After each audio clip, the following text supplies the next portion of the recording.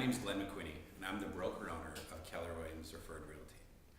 I want to thank you for taking the time today to spend some time as I review this special real estate report. Quite often I'm asked, what's going on in the market? Where are prices headed? Where are interest rates headed?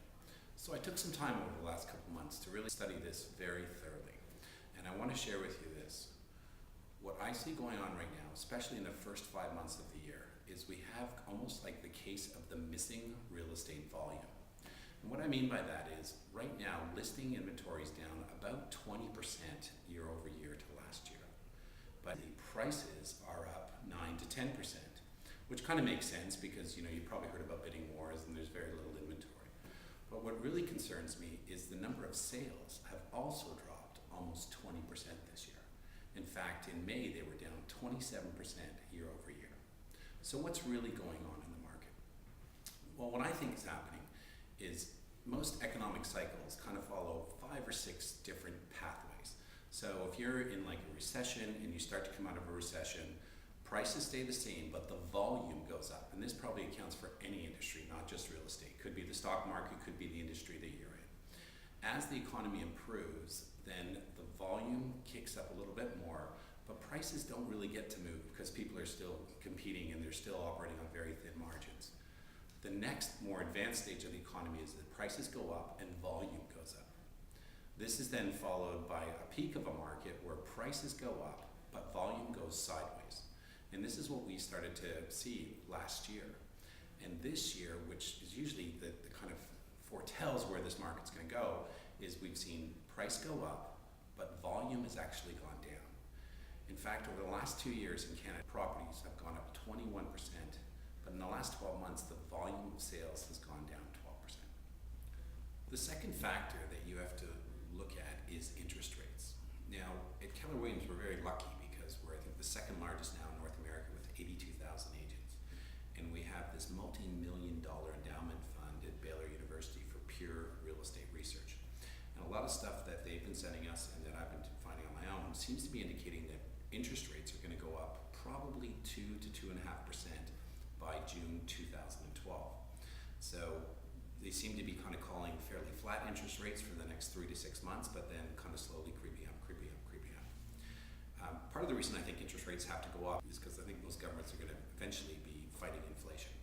And a lot of them are reporting 2%, 3% inflation right now, but they're excluding fuel and the cost of groceries. And I don't know about you or your family, but most families don't have that much money left at the end of every month. It's really like they're living from paycheck to paycheck. So if we have governments that seem to be kind of continually rising or raising their taxes, and then we have core inflation going up, and then we also have interest rates going up, the only thing I think that can give is probably going to be house prices. So what do you do? What are kind of like the 5 maybe action steps you can do right now to kind of, I guess protect yourself against this kind of new reality in the real estate market? So number 1 would be if you're thinking about downsizing, so moving from a larger home to a smaller home, whether you be empty nesting or you just don't need the space, the time to do it is now. Try to do it in the next, say, 2 to 6 months because I think interest rates are going to be low and I think prices are still going to be probably rising or starting to move sideways. And the key there is that you take that extra equity, sock it away in the bank and save it for a rainy day, or just go spend the money and live a better life.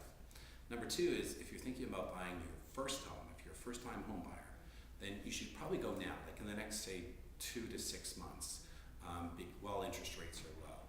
And because if interest rates rise, not only will prices will probably fall, but what you're qualified to borrow is also going to fall. And I think your monthly costs are going to be, if not higher, than if you were to buy in the next 4 to 6 months. The third thing is, what if you're thinking about, hey, maybe, I've watched HGTV, I've watched those designs, flip this house, I've seen all those different shows. I'm going to go and buy a house, do a reno and flip, and get out of it in the next 6 to 12 months. Right now, I'm probably cautioning you not to do it. If you can get in and out in the next 6 months, great, but I'm a little worried about as we get to 6 or 12 months, so on the flips, I'm going to say don't do it. The fourth option is buying an investment property.